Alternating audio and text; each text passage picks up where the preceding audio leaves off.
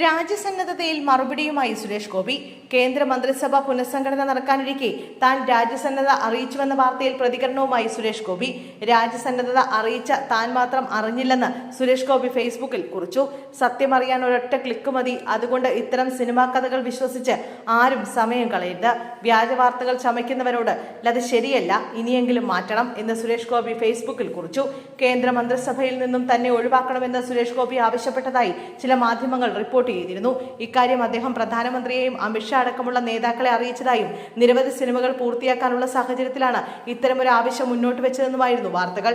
നിലവിൽ പെട്രോളിയം, പ്രകൃതിവാതക, ടൂറിസം വകുപ്പുകളുടെ കേന്ദ്ര സഹമന്ത്രിയാണ് സുരേഷ് ഗോപി. നിരവധി സിനിമകൾ പൂർത്തിയാക്കാനുണ്ട് എന്ന ആവശ്യം മുൻനിർത്തിയാണ് തീരുമാനമെന്നാണ് വിവരം. മന്ത്രിയായ ശേഷം സിനിമ ചെയ്യാനാകാത്ത സാഹചര്യമുണ്ടെന്നും നേതൃത്വത്തെ സുരേഷ് ഗോപി അറിയിച്ചു. ഈ മാസം പകുതിയോടെ മന്ത്രിസഭ പുനഃസംഘടന ഉണ്ടാകുമെന്നാണ് വിവരം.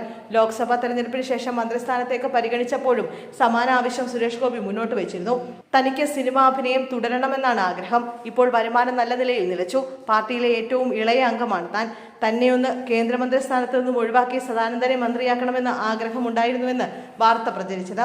2024 തെരഞ്ഞെടുപ്പിൽ തൃശൂർ മണ്ഡലത്തിൽ നിന്ന് വൻ ഭൂരിപക്ഷത്തിലാണ് സുരേഷ് ഗോപി വിജയിച്ചത്. കേരളത്തിൽ നിന്ന് ലോക്സഭയിലേക്ക് തെരഞ്ഞെടുക്കപ്പെട്ട ആദ്യ BJP MP-യാണ് അദ്ദേഹം.